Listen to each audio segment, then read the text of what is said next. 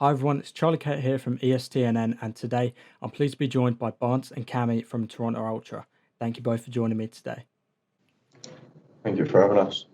So we'll start off straight away with a question about the roster. Obviously with the move to 4v4, Classic he's gone to the Paris Legion, and he most recently brought on Insight to replace Methods in the starting roster. But how does it feel to be teaming with the same players as last year, considering a lot of the teams split up? Yeah, I'd say it's good. Like we've already got the chemistry and stuff.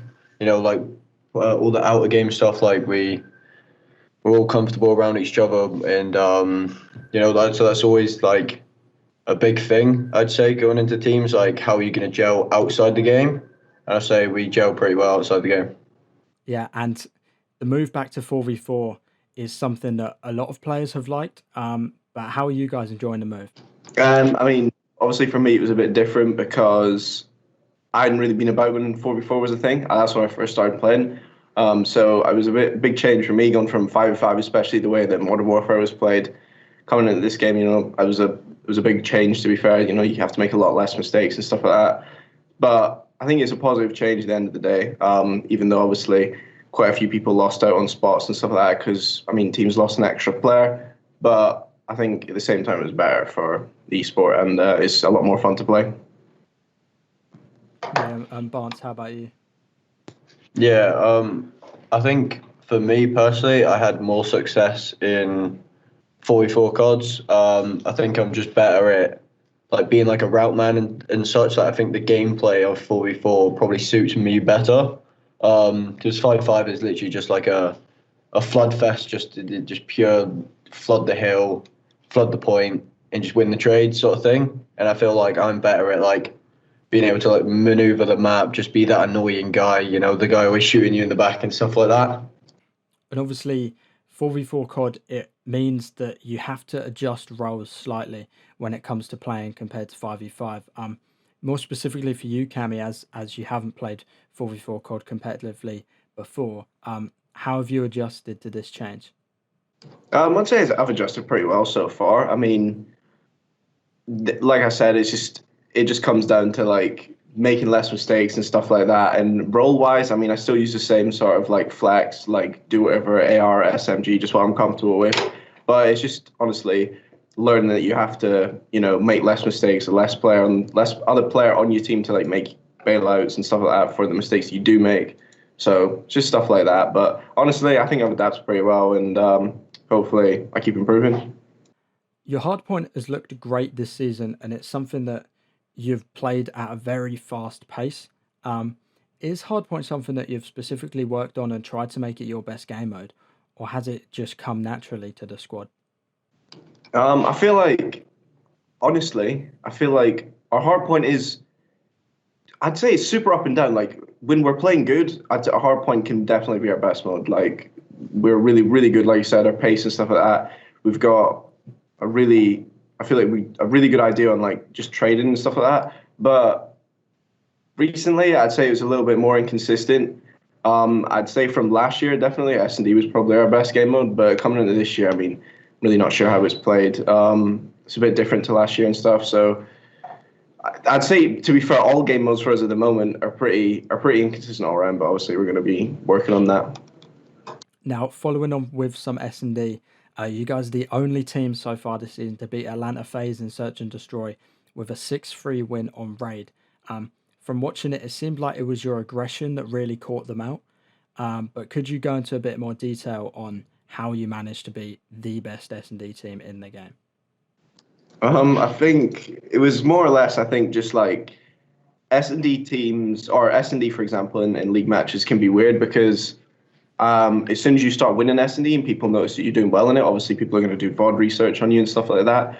So going into that match, I don't think they'd even played Raid at the time, and maybe they did. So we were just obviously watching their VODs, seeing what they did, had a feel for it, and then we just went into the match and fully countered them. But against other teams like LAG, for example, I think 6-1 does on Raid. So, and that was after the Atlanta match. So they've obviously watched then our VOD and came back and countered us. So it's just really, it's one of them ones where I think we had VOD on FaZe, FaZe didn't have VOD on us, and we just kind of countered them, and they couldn't really do much about it.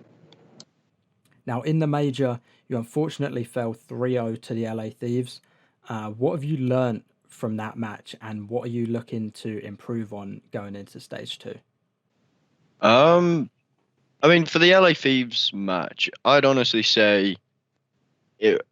I think we just like our approach to that game, like it was quite a late game, and I think we just used all our energy up before the game. I feel like we didn't preserve our energy, to be honest. Like we came out quite flat. Like the team energy just wasn't there. Like I wouldn't sit there and say like we made a load of mistakes. Like we made some like easy mistakes that I'd probably say confidently we probably wouldn't make again. Just because I just felt like everyone was so like I don't know, just like they used all your energy and it just like you were lacking that extra like bit of oomph sort of thing. But going into stage two, I'd say like we just need to widen our map pool. I think teams know as well. Like we're better at like the mixy sort of maps, like the garrisons, like the crossroads, but now apocalypse. Like we are better at those maps. Seeing like most teams like veto crossroads against us, stuff like that. So like I feel like we need to just like widen our map pool, like just diversify our map pool, make sure like we're good at both sorts of maps, like the fast paced and the slow paced sort of thing. Now, as you said there, Apocalypse is coming for Crossroads in Hardpoint and Express for Garrison and S&D. I think a lot of the community are very happy with this change. But how do you guys feel about it, and what are your thoughts on the new maps? Um, you want to answer this? Honestly, I think change is always good eventually, like because some maps, like for example, Garrison S&D, I wouldn't say that it plays well in S&D, and it's just like now at a pro level, it's came to like everyone knows there's probably like 3 setups on defense you can do, and everyone kind of knows those, and it's just like whoever wins that gunfight, and there's not really much strategy to it. Whereas Express, it's like quite more open, like there's more lanes and there's more time to like work the map sort of thing. Whereas Garrison, it's basically just go down mid. If you make the pick or you don't, and it's more like attack can actually win around now for S&D. So I think the change for Express is a really good change. And then Apocalypse Hardpoint, I'd say that it's probably one of the best maps in the game, just for like if you win rotation, you are going to win that hill. It's more of a rotation map, I'd say, and it's like more predictable spawns and stuff compared to Crossroads. So yeah, it's a good change. I mean, I just like the new change really. Like I said, like Ben was saying, S&D. I think some of the maps in this game are quite poor, so having the change with Garrison and Express is definitely good.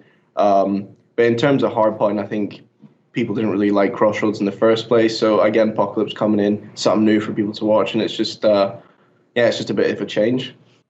Now, a dynamic map pool is something that we don't usually see in competitive COD.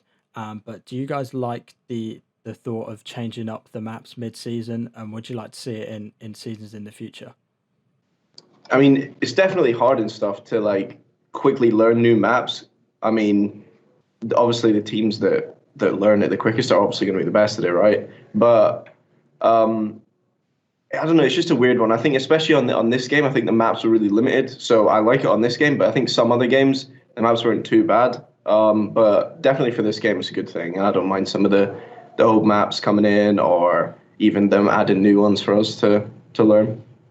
We've already seen 2 remade Black Ops 2 maps come into Black Ops Cold War this year. If there was one other map that you guys could have remastered and brought into the game, which one would it be? We talking Black Ops 2? Or we talking whichever game you want? Black Ops 3, a Black Ops 3 map, I'd say. Yeah, but I'm trying to think what would work. What with Fringe? Huh? I mean, if they Fringe could if they changed it a bit. Yeah. I don't know. I feel like Black Ops 2, obviously, the maps are like, we've brought a couple back, unless maybe, like a standoff or something. But I mean, I wasn't really about it back in the day, so I can't really give much of an input on like how them maps are played nowadays. So like maybe one of the newer maps from like Black Ops 3 or something that isn't too much of a jetpack map would be decent. But I mean, I'm not really too sure on that one. I think frequency might work. You know what I mean? But I think frequency might be all right on a boots on the ground game. I think it's like as a smaller map, maybe frequency. Yeah, I'll throw Curveball in. I'll throw frequency in there.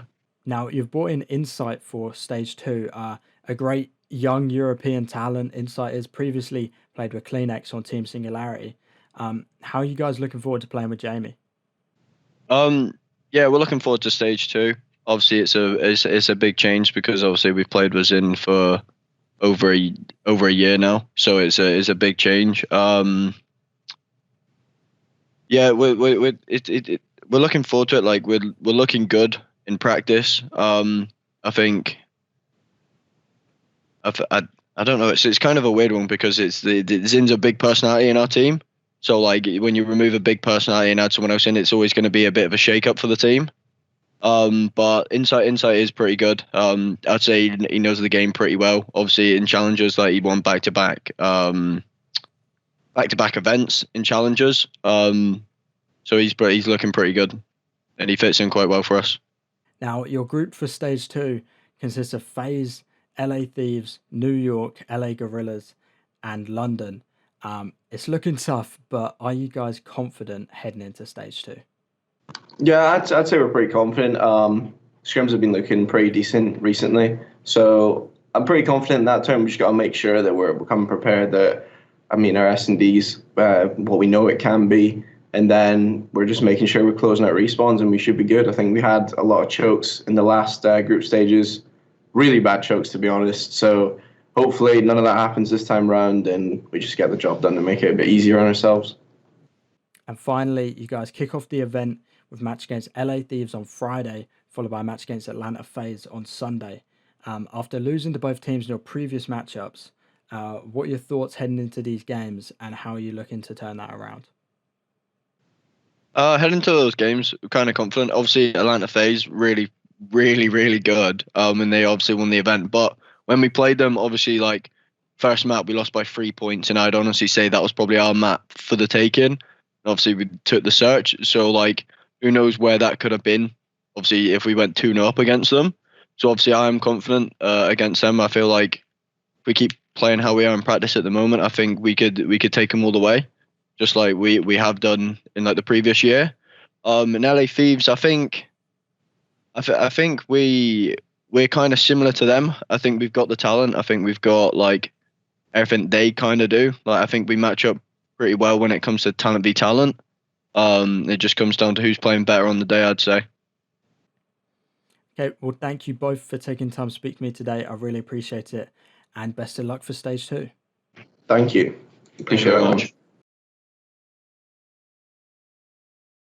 Quite get the trade, but Kenny can finish it. One player left. It's going to be a 1v1 now. Draza versus Cammy. The showdown we've all been waiting for, and Cammy wins it.